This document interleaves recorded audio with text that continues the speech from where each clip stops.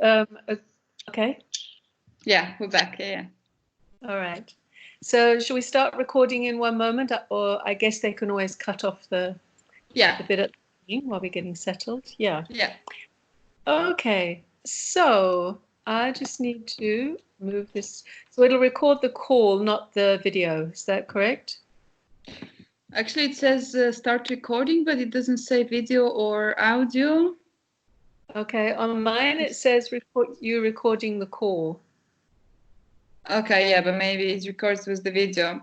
But anyway, there is no option to pick, so I think we'll get what we get. We'll get what we get, and we can have a photo of you with the recording in the background. With voice over, yeah. Okay, good. So we go back to the beginning. Yeah, let's do it from the very beginning. All right. So welcome to everybody to the virtual Time of the Writer Festival for 2020. The festival is normally held every year in Durban in South Africa. And of course, this year that is not possible because we are trying to keep each other safe from the coronavirus. So we are doing as much as we can through audio and visual connections. My name's Deborah Ewing, and I'm here this afternoon in Durban in conversation with Haska Shyyan, who is talking to us from Kiev in Ukraine. Greetings from Durban, Haska, and how are you doing? Hey, good. We're doing good here, all safe and sound. Everything is fine. Great. So we are all busy adjusting around the world to this sudden age of coronavirus. I think our two countries, Ukraine and South Africa, we haven't hit the kind of peak of infections that we've seen in other countries. And so we have to do our best to stay behind that curve. In South Africa, apart from the people infected, it's hitting our communities very hard in terms of livelihoods and also our artists because of all the cancellations of live performance events. Can you tell us a bit about the situation in Ukraine and in your city? Yeah, I mean, I think it's a bit more or less similar all over the world because all big events in Europe were cancelled, all big book fairs were cancelled. It was really like something no one expected, that like there will be so many limitations traveling between countries. It's physically impossible to go somewhere. In Ukraine, the measures were kind of preventive because the government kind of knew that like our healthcare system is not going probably to cope if it gets really big. So basically the quarantine was announced before we had a lot of cases. For now, we have 41 cases, and we have like it's going to grow because we're expecting the biggest peak in 2 weeks when like all the people who came from abroad will start. You see the symptoms, but for now it's quite safe and fine. But like of course, like all this like the fact that social life stopped, the fact that cultural life stopped was like really shocking at the very beginning. Because you cannot go out, you cannot talk to people, you cannot hug people. This is very difficult. But I'm really happy that all the festivals and all the cultural organizations, they adjust very fast. Like we're having this call with you now. There is initiative from Lviv Book Forum. There's initiative from Pan Ukraine. There are initiatives from different radios and TVs who are trying to make like writers and other artists speak and you just like go live, which is also, as I said, it's good training for writers too, because not all of them got used to social media and to like being an influencer that goes live every day on Instagram. It's not really about me, but like, and even like other writers usually not that much into that either.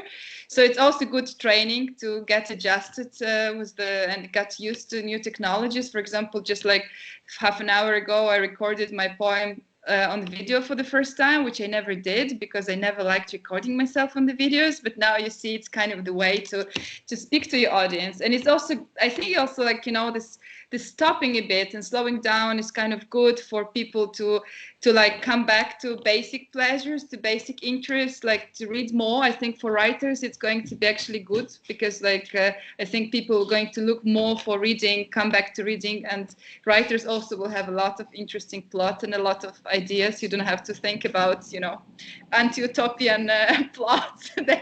They're happening around. So I think for writers as artists is not such a critical thing.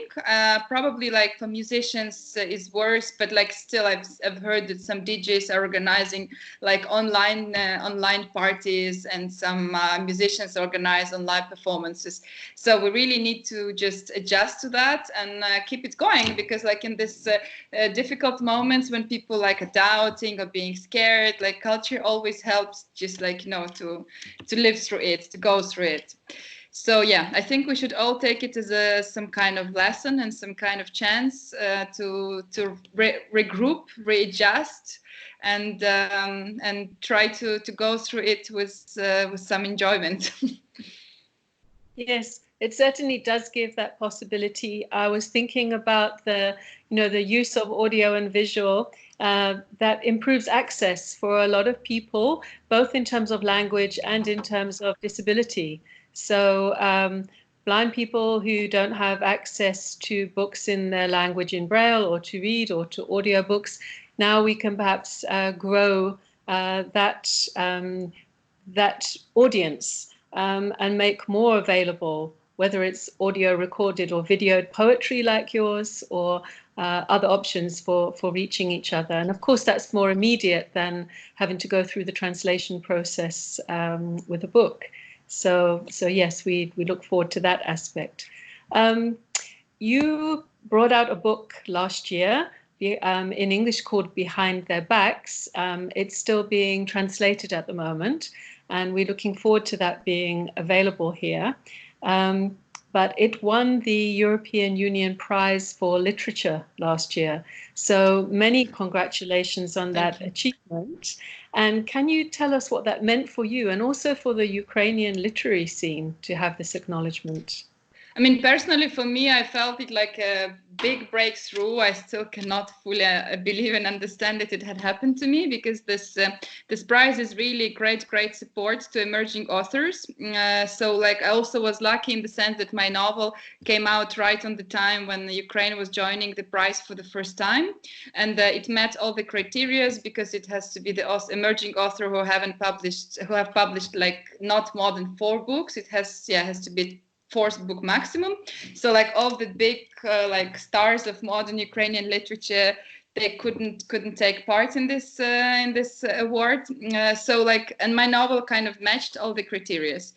It's really great, because like, you know, like when I got this award for this novel, I had the feeling that like now it's only beginning, because otherwise, I mean, there is 1 year since my novel was published. Probably it would have some feedback from Ukrainian audience. It has big feedback from Ukrainian audience, but definitely it would be smaller without the prize. And I think that like the chances to be translated and the chances to be like for my book, for my text to travel as far as South Africa or other countries would be much smaller. Like so, because like this award, they really promote the writers that were awarded with this European Union Prize for Literature to be translated into other languages. And it's really helpful for writers from countries like, for example, Hungary or Slovakia, get translated to each other's language, because like of course are writers whose native language is English, German, Spanish or Russian. They are more like, I mean, not privileged, but they have more chances to be heard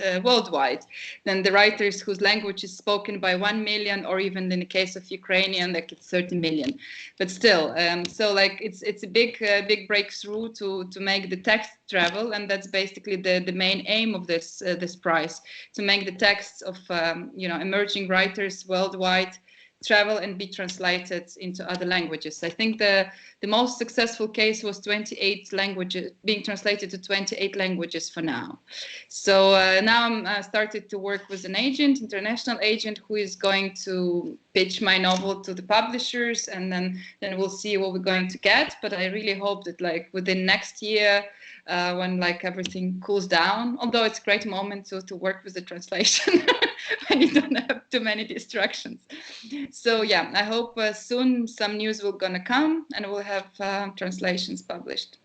Yes, well, we hope that will maybe be available for next year's Time of the Writer, and we'll be able to have the physical book. But in the meantime, it's wonderful news for increasing the audiences in the region. I'm going to ask you a little bit more about Behind Their Backs just now, but I'd like to first ask you about your debut novel, which has an English title, Hunt, Dr. Hunt, and that was published in 2014. And I understand that much of that book was written on your mobile phone while you were ill in hospital. So please tell us something about the inspiration and the process for that book. Yeah, that was an interesting episode in my life, an interesting story, which luckily ended up well. But still, it was a challenging moment. I was suddenly got to the hospital with meningitis, and the side effect of this meningitis was having half of the face paralyzed. And this is the kind of phenomenon, disease that's called Hunt syndrome. That's why the book got this name, because it was the first post I wrote on Facebook from the hospital was Hunt, Dr. Hunt. And back then I was writing a lot on Facebook, on other social media, something between of like literature and blogging, some poetry. So it was just like, I had to stay horizontal for 2 weeks in isolated room with like not seeing, hearing anyone. I couldn't read books. I couldn't watch movies on the laptop. And the only secret device I had was my phone.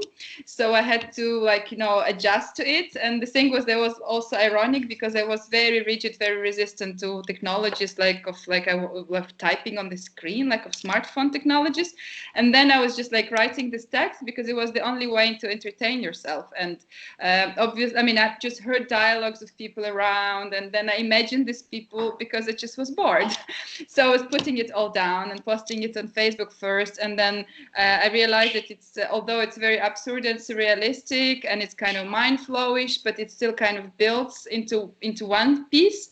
And then my great friend Mariana wrote one of the comments, "Oh, I really see like drawing it, like because she's a great does great graphics." So I decided to stop posting it on Facebook and just kept writing it on the phone, kept writing. And then I ended up with something like 1/3 of the book, actually, like so 100,000 characters written on iPhone before I came out of the hospital. And also I contacted the publisher, still being in the hospital, because these publishers, I've been in the literature already and knew people here and there. So I told them about the story, and I'm really happy that they've been so supportive and so, brave, because basically this novel, as I said, it's a very experimental thing. It has a lot of absurdism, a lot of surrealism, a lot of mind flow. It's not personal, but in the sense that it's not like for wide audience. I myself, I do like reading such absurd and surrealistic things, but I understand that this is the text which is hard to digest. Although it's kind of based, it's not like, just something like that happens out of the blue and nowhere. It's just, it's really based also on the context back in Ukraine back then, because it was, as you mentioned, 2014. So it was just like after Maidan revolution, when like a lot of people were killed on the central square of the capital city. And then right after that, the aggression of Russia started, Crimea was annexed, the war started in the east. And like we all been like in this condition of kind of not understanding what's going on, because no one was prepared, getting ready to the war. Like we were like, this peaceful, chill country, getting like kind of good economical conditions. People were enjoying their lives, and then this was happening. It was a lot of stress, of course, and so it is like really woven into this book. But it's as I said, it's experimental, but I still love it. It's still in my heart, and it still takes place. It's where it had to be. Like it couldn't be different one. Like I was thinking maybe if the publisher would tell me to edit it more, maybe I would make it better. But on the other sense, I understand that it would be just a different book. So it had to be like the way it was. It's something like this poetry in prose. With a lot of chaos around, trying to be like described in a literature format. Okay, it sounds really exciting, and it hasn't yet been translated into English, I believe. No, no, it hasn't, and I do believe that it would be a very challenging text to translate, Okay. because I was translating a novel from English myself, and I know what does it mean to be a translator. So, like, of course, like with like more down to earth text, my second book is much more applicable. It's still difficult to translate, because when we worked with the translators on this excerpt we were translating, still they were like, I mean, when I was writing it, I was even thinking that I have to make it as understandable as possible to a global reader. But then when you take a page sample of book and you try to translate it, you understand, okay, this comes from very Ukrainian context, this comes from very Ukrainian context, this needs a footnote, this needs a description, this needs an extra historical discourse. So, like, yeah, it's any translation is challenging, but I believe that Dr. Hunt would be a very challenging one. Okay. But maybe it's going to happen one day, though. Like, there's a lot of surrealistic books that have been translated to many languages, so I'm not losing hope. Okay, and maybe also a wider audience in Ukrainian through an audiobook. Now we have these challenges, and you've started to do video recordings for your poetry. Well, actually, like, audiobooks are quite big in Ukraine in general. I still haven't been approached by people who produce audiobooks to record any of my books, but I think yeah, it's going to come one day, and it's also a good thing to have. Yeah, all like big pieces of contemporary Ukrainian literature, like from all the previous years, many of them were made in the format of audiobooks. Yes, great. Haska, you were born and raised in Lviv in Western Ukraine. I hope I said that properly. And you studied there. You studied classical philology at Lviv University. Can you say how you came to choose that field of study? Well, I mean, to be honest, it was just like very how to say spontaneous in some sense. I think the thing is that, like, in Ukraine we graduate from school very early, and I graduated even a year earlier than my classmates because I started a year earlier. So I graduated from school when I was like hardly 16. I think I turned 16 during the entrance exam to the university, and in university education is very like framed and rigid. You cannot change the courses during studies, so you have to pick ones for next 5 years, and you're 15 or 16, so you still don't know what you want to do, like, barely in life. And also it was mid 1990s, and Ukraine was still like in quite of economical crisis after Soviet Union collapsed. So, like, these decades after collapse of Soviet Union, they were like very hard economically. So, like, people basically looked for easier solutions in some sense. And I was studying at school specialized in English, so I knew that, like, it would be like many kids from my school went to study in a foreign language department, and but I always like to surprise people. So it's like, okay, everyone is going to study English. It's boring. Like, I mean, come on, like, I'm not going to surprise anyone. So I decided to look for something exclusive, and then I picked classical philology, Greek, Latin. Of course, all my romantic attitude evaporated after the first semester, where we had to sit on, like, these hard wooden benches and translate ancient texts of Cicero and Herodotus, like, into Ukrainian from the books published in 1912, like, like on this like very old paper. But I still like believe it gave me very good basis in the sense of languages, in the sense of, like, this general education. I mean, I graduated from university when I was 21, so I was still, like, very young. I really see it as extension of school education in some sense. So yeah, that's how it happened. Okay. So could you say something about how maybe your historical and your linguistic perspectives inform your latest work, the novel Behind Their Backs? Because that's very contemporary. It's about the armed conflict in eastern Ukraine and about the impact on the lives of those who are left behind when others, mainly men, go to the front line to fight.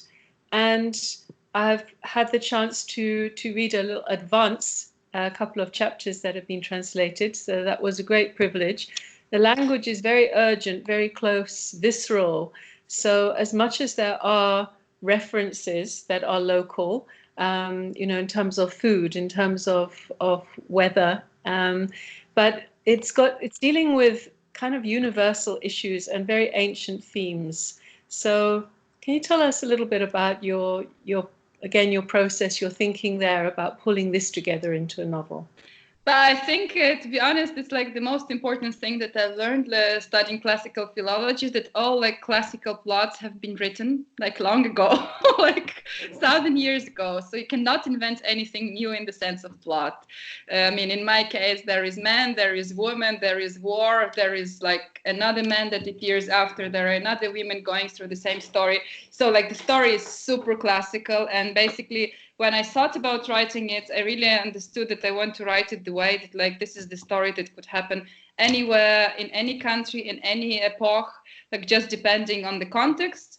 But regarding the language, basically even reviews that I got in Ukraine, many of them say that like my language, my novel is written in like very contemporary language. In some sense, it even builds the new Ukrainian urban language, because Ukrainian language actually has quite complicated history in general, because it was banned a lot of times, many times by Russia. Like now Ukraine is technically a bilingual country, like all Ukrainians speak both Russian and Ukrainian, but there is always a big debate on this language issue. And the Ukrainian language was, for a long time, during Soviet times, for example, Ukrainian language was seen as a language of peasants, because like intelligentsia, people who went to universities, they spoke Russian. And in Ukrainian poetry and Ukrainian literature for many centuries, it was like, you know, this bucolical saying describing the beauty of Ukrainian village, and it's very important. And actually 100 years ago, in 1920s, there was a first wave of the writers who started to write this urban prose. They really were writing from the perspective of the city, of the industrialization, but it was in 1920s. So in 1930s, they all were killed by Stalin's regime, because since they were writing in Ukrainian, they were seen as like Ukrainian nationalists, although some of their texts like not connected to Ukrainian nationalism or patriotism at all. It's just like, you know, also love stories, like stories of young men who come from the village to the capital, and has like all these numerous love stories and all. So it was not like really like, you know, just patriotic stuff, but like since they were Ukrainian writers and they grouped like this kind of intellectual community, they all were killed by Stalin regime. So then after that, like in Soviet era, the Ukrainian literature existed, but like it had to be like even very, very talented writers who existed during this era. They had to be they had to adjust to the regime, so they had to write a lot of like propaganda, patriotic things, and of course it kind of, you know, humiliated and drowned their talents. They couldn't expand like this contemporary writing. Also, like sexuality was really banned during Soviet times, so they couldn't write about sexuality. They couldn't write, like they couldn't ask questions too much. They were supposed to give answers.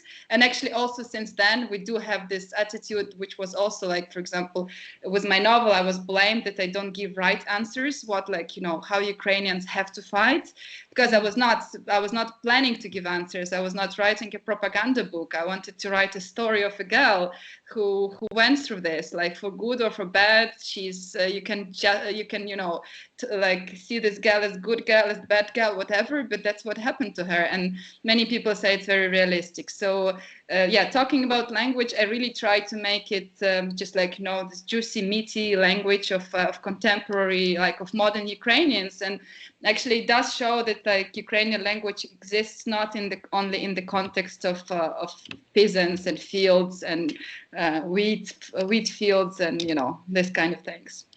Yes. In fact, I mean, from the little I've read, it's a very the way of writing is very internal. It's you know, one feels there sitting on the doorstep outside the shop where the woman comes and throws the dirty water all over the bag of donated goods, and it's as I say, a very, very close view. You're there, you're having those physical feelings of nausea or hangover or, you know, terrible loss, and yet it's rooted in this current historical context. So it really does, I think, go against a lot of the commentary that outside of the country we get from Ukraine. You know, that kind of aesthetic porn of the blood on the snow and the derelict buildings and the people smoking as, you know, under fire. So it seems to me quite a radical riposte or rebuttal of that. Yeah, when I decided to write this book, I understood all the risks I'm taking, and I was kind of ready to face quite strong critics of this book.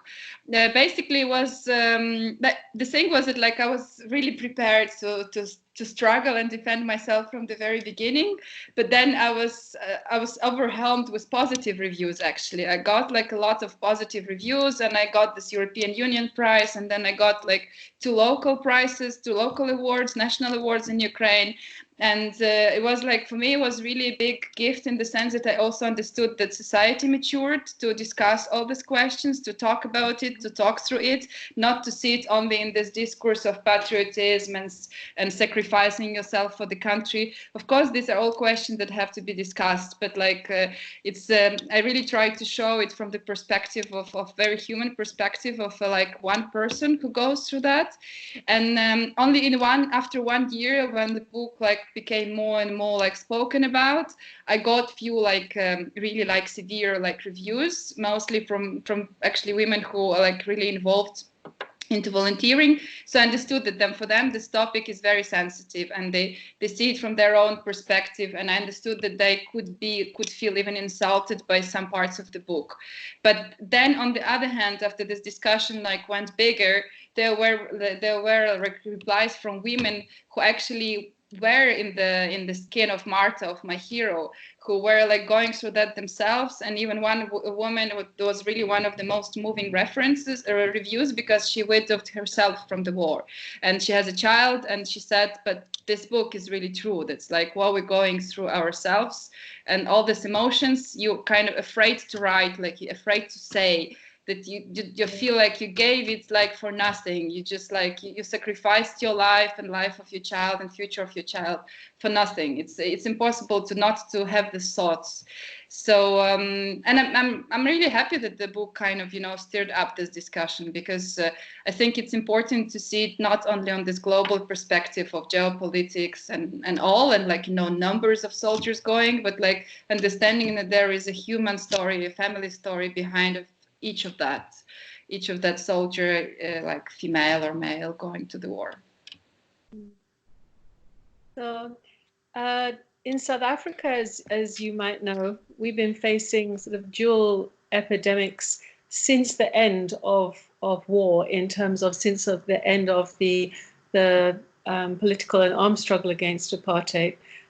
We have very long before the arrival of coronavirus, we have a backdrop of colonial apartheid violence, deeply entrenched patriarchy, and so very high levels of gender-based violence alongside HIV infection.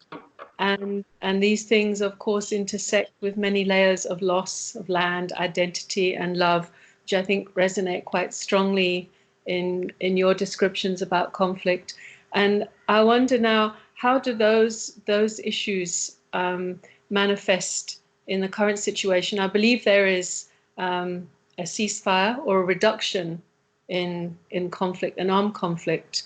But those issues that you touch on of us and of identity and how we're supposed to relate to our country, the patriotism. Yeah, this is.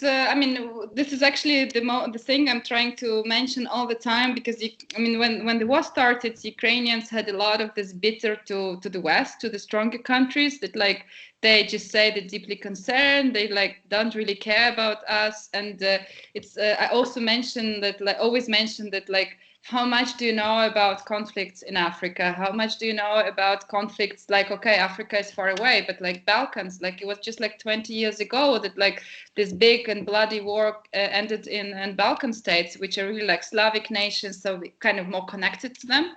And it's always becomes obvious that like once the situation is out of your box, like it's not affecting you directly, you kind of try to avoid thinking about it, which is probably also normal protective mechanism of human psychology. We don't want to think about death and misery all the time, but the problem is that death and misery is happening worldwide all the time. So this is a very difficult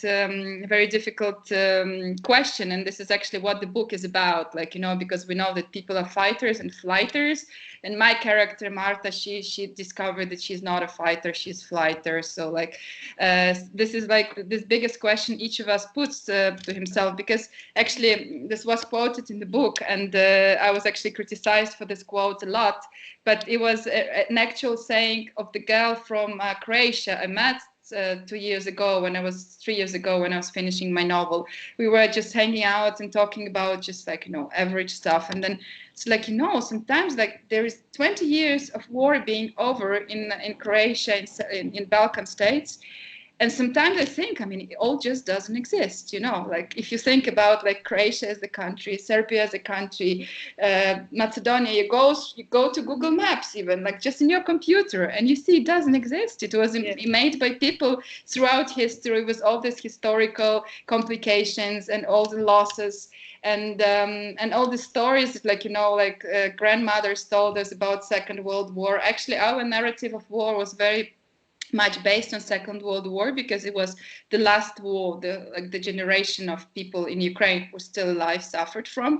So that there was this also reference to this big patriotic war, but with this war there was this huge contrast. Then there was the conflict was very located, so like it was there in the east, and Ukraine is quite a huge country. It's 1,500 kilometers between like the west and the east, and you know, like even in the capital in Kiev it's 500 kilometers. And there are a lot of nice places, a lot of fancy restaurants, which are closed now, unfortunately. Sometimes actually saying, like, when this quarantine started, I said, like, you know, I hope this invisible source of death will make people think that they have to stop at least killing each other themselves.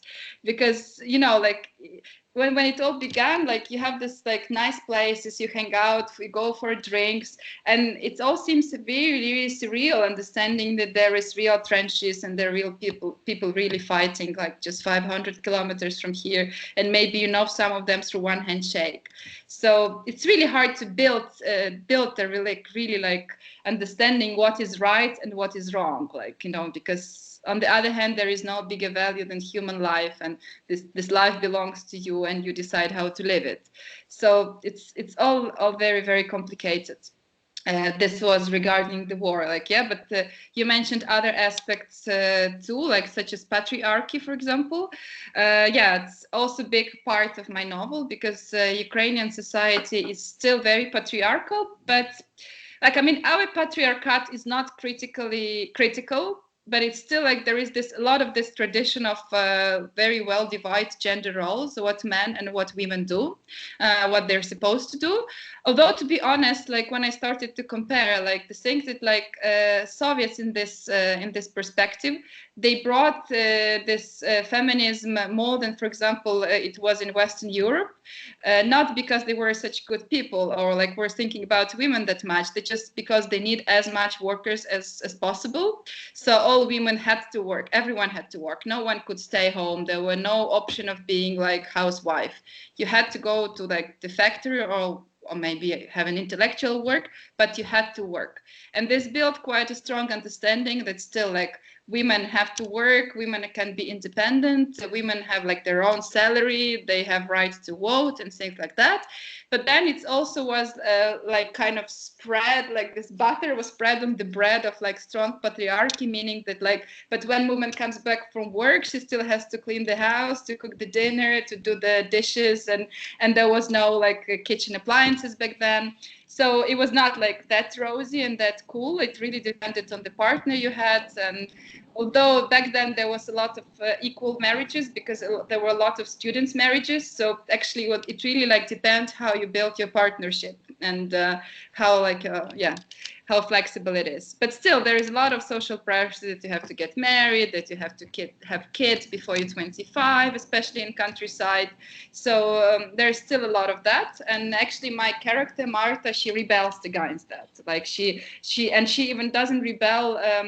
You know, she doesn't make a obvious rebel. She just inside understand that something wrong. She doesn't fit this model. She doesn't want to follow this model, and then she kind of starts doing what she does like in the second half of the book, which I don't want to spoil, but she understands that like she doesn't want like, you know, to follow this path, like at least not now, of like just the only possibility for a woman, even if you like self-made and you make good money, you still have to have this beautiful picture of family, beautiful family life.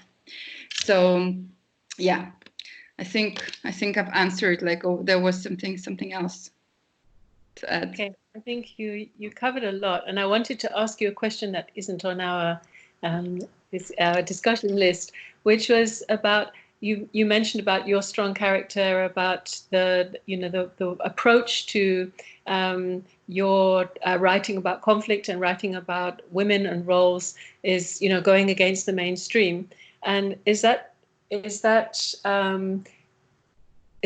for you just making the interesting story, doing something a little bit differently? Do you see your role as a writer having any kind of duty to shift thinking and to open paths? Well, I mean, and in general, I'm very careful in putting any kind of moral duty on the shoulders of writer or any other artist. Maybe because of this history from Soviet times, where like you couldn't be a successful artist if you were not in the system. You had to follow the propaganda and do what you had to do. And in between of that, you could put like subtle messages or do the art you like. So I'm really super careful with that. I don't think that the writer has to like preach something, has to show to be an example or whatever. I'm not even sure that the personality and the character of the writer has to really affect the attitude of what he or she writes. But of course, like what writer works with, the topics writer work with, they're going to be lively and like real only if it's like it speaks for him. It's really like he feels for it. He feels for the cause. And I also think that I think that writers should, like, and any artist, like, we should ask questions. We're not supposed to give answers unless we want to and unless we really feel like this is the answer, But like, I think we're more about asking the questions, like touching uncomfortable topics, like, trying to move this nest, like wasp nest, like to drag attention.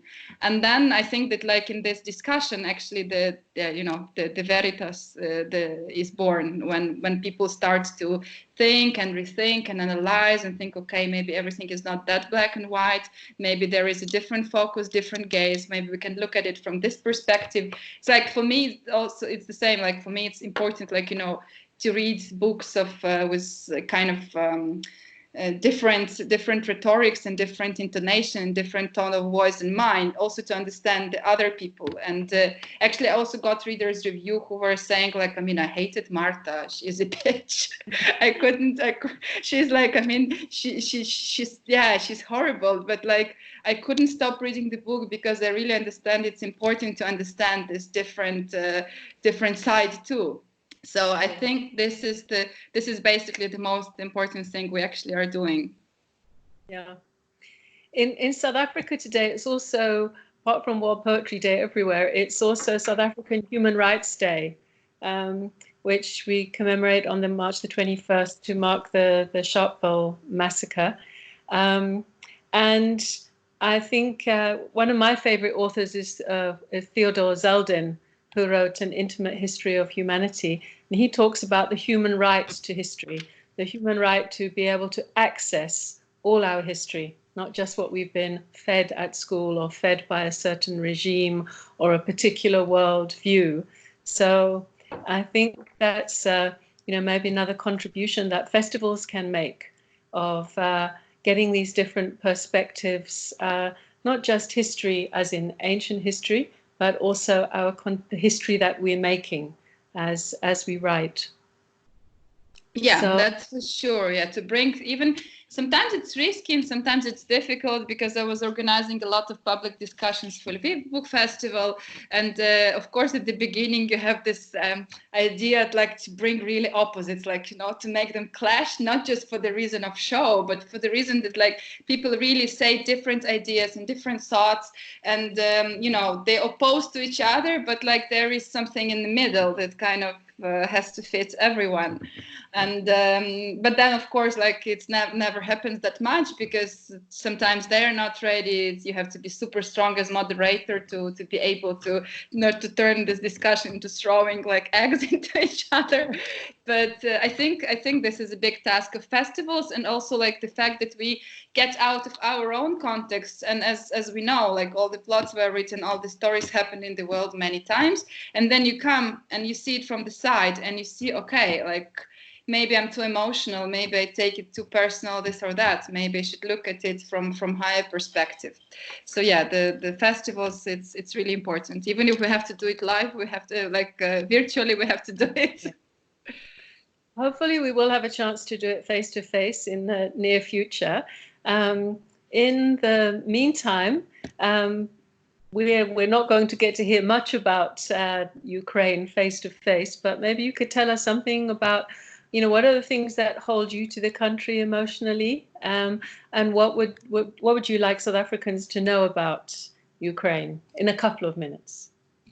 Well, Ukraine is actually an interesting country, and a very it's worth exploring, because it's a country that's still being in the process of developing and being shaped, and there are lots of opportunities. Like, it's possible to look for many opportunities here, starting from business and studying and just exploring the world. And Ukrainians, I mean, in general, it's hard to describe an average Ukrainian, because we are really diverse, and that is great, because they're there are hipsters in towns, there are businessmen in towns, there are this passionate agriculture people in the villages. So there is it's possible to find really different people around. And Ukrainians have this nice feature, I would say, that they're ready to help and mobilize but they need circumstances of difficulties. I think that's what we have to change, because the Ukrainians are the most efficient in the hardships. When there is a hardship, they kind of put themselves together, and they're very sensitive to the others and help each other and group and regroup. But then once it's over, they kind of chill and they're not systematically hardworking, I would say. But this is something that we have to work on. But anyway, now we're all on standby, so it's not that. Yeah. Very important quality right at this moment. Yeah. Yes. So thank you very much for sharing this hour with us. It's been a real pleasure talking to you. Please stay safe and stay in virtual contact with us all. And if we want to find you on social media, what is your Facebook and Insta and other contacts? Well, my Facebook is just my name, Haska Shyyan, and there is my personal page, and there is my writer's page, and Instagram. It's also something similar. I think the easiest would be it's going to be shared on the page of Instagram as links. Yeah. Yes. So thank you so much for making it happen. It was really great talking to you, and it still gives this feeling that world is going on, and something is happening, and we keep up. Okay, thank you, Haska. Thank you. Have a nice day. Bye-bye. Bye. So